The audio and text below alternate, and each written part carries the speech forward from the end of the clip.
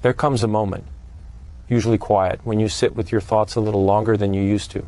Nothing dramatic, just a pause that stretches. You notice how the house sounds different, how time moves differently, how decisions you once made quickly now ask to be felt first. It's in those moments that a certain question drifts in, not loudly, not urgently, just softly. What truly deserves a place in the years I have left? You may recognize that feeling, the sense that your attention has become precious, that your energy doesn't want to be pulled in too many directions anymore, that peace matters more than excitement. And yet the world around you keeps offering noise, opinions, promises, opportunities dressed up as certainty. It can feel tiring just listening to it all. There's a particular kind of weight that comes with this stage of life. It's not the weight of work deadlines or raising children. It's the weight of responsibility to yourself, to your future mornings, to your sleep at night, to your dignity. And sometimes without saying it out loud, you wonder if you've already made all the right choices, or if you still need to protect yourself from the wrong ones. Maybe you've noticed how conversations about money feel different now. Less exciting, more personal, less about winning, more about not losing what matters. Maybe you've felt that small tightening in your chest when someone talks too confidently about what you should do, as if certainty itself has become suspicious. You don't say these things out loud. You just carry them quietly. You nod. You listen. You smile. And later, when you're alone, the questions return. Who do I trust? What do I ignore? What do I simply refuse to give my energy to anymore? For me, that clarity didn't arrive all at once. It came slowly, through observation, through a few regrets, through many evenings of thinking things over without rushing to a conclusion. I began to notice that some choices didn't bring peace, no matter how reasonable they sounded. Some paths demanded more emotional energy than they were worth. And some promises asked for something I was no longer willing to give. There's a quiet strength that grows when you allow yourself to say no without explaining. When you stop trying to justify your instincts, when you accept that. Protecting your peace is not the same as being afraid. It's simply being honest. In earlier years, it's easier to chase what shines, to believe that more complexity means more reward, to assume that effort always leads somewhere good. But with time, you start to see patterns. You see how stress sneaks in through small openings, how confusion often disguises itself as opportunity, and how simplicity, though rarely glamorous, tends to age well.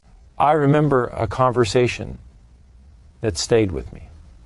Someone spoke passionately about a chance to grow something quickly. The words were confident.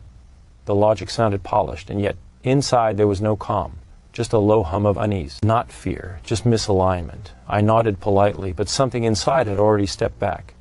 That moment taught me something important. Your body often understands before your mind catches up. Especially now, especially after decades of living. You've earned that wisdom even if you don't always name it as such. There were things I chose not to put my trust into anymore. Not because they were evil or foolish, but because they demanded a version of me that no longer existed. A version willing to trade sleep for excitement. A version willing to accept confusion as normal. A version willing to live with constant monitoring and second guessing. One of those things was anything that required me to constantly check, adjust, or worry. If a decision followed me into my evenings, into my weekends, into my quiet moments, it wasn't worth it. I noticed how much relief came from choosing steadiness over stimulation, from choosing something boring but understandable over something exciting but fragile. There was also the temptation of stories, big stories, stories about beating the system, about finally getting ahead, about making up for lost time. Those stories can sound especially persuasive when spoken gently, as if they're doing you a favor by sharing them. But I learned to listen not to the story itself, but to how it made me feel afterward. If I felt rushed, if I felt behind, if I felt subtly inadequate, then I knew it wasn't for me. At this stage of life, urgency is rarely your friend. Anything that needs you to decide quickly often doesn't respect you enough to wait. And respect matters more now. It matters deeply. I also began to notice how some choices came with invisible emotional costs, the kind that don't show up on paper. The cost of explaining yourself repeatedly, the cost of feeling foolish for asking questions, the cost of pretending to understand when you don't. Those costs accumulate quietly, and over time, they weigh more than people admit. I reached a point where I refused to put my energy into anything that made me feel small for wanting clarity. If something couldn't be explained calmly, in plain language, without pressure, then it didn't belong in my life. Confusion is not sophistication. It's often just noise wearing a suit. There was also a realization about risk, not the dramatic kind, the subtle kind, the kind that creeps into your sense of safety. I noticed how certain choices made me feel alert all the time. Watching, waiting, wondering if something would change overnight. That constant low-level tension slowly erodes peace. And peace, I learned, is not optional anymore. I stopped believing that discomfort was always a sign of growth. Sometimes it's just a sign that something doesn't fit. Growth now looks quieter. It looks like alignment, like breathing easier, like not having to explain your decisions to yourself every morning. Another thing I gently stepped away from was anything that tied my sense of worth to performance. That mindset belongs to a different season of life. Now, worth is not something to be proven. It's something to be honored. I noticed how freeing it felt to choose stability over comparison, to stop measuring myself against outcomes that no longer mattered. There's also the matter of trust, not blind trust.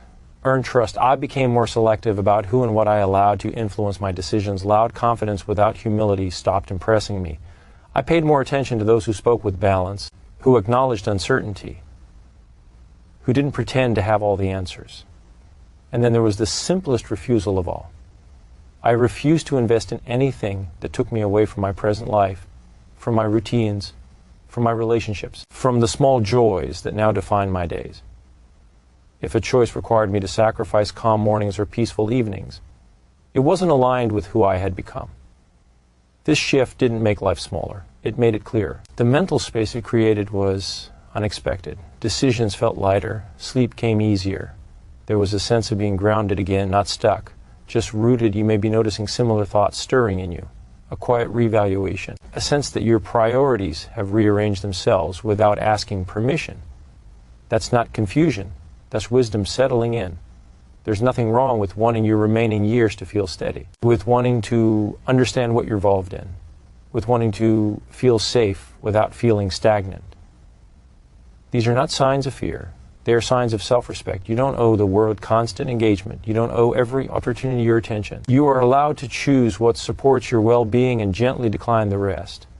Over time, I realized that refusing certain paths wasn't about avoiding loss. It was about choosing peace. And peace, once you taste it, becomes non-negotiable. It's not too late to simplify. It's not too late to change your mind. It's not too late to say, this no longer fits me. Adjustments are not admissions of failure. They are acts of care.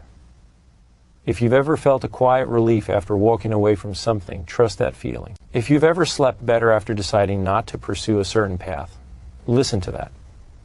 Your life is speaking to you in subtle ways now. You've carried enough weight already. You're allowed to put some of it down. And maybe the real wisdom of this stage isn't about what you choose to invest in at all. Maybe it's about what you protect, your time, your clarity, your sense of enough. There is dignity in choosing calmly, in refusing gently, in living within your understanding rather than chasing someone else's certainty. As the days continue and the quiet moments return, you may find comfort in knowing that you are not falling behind.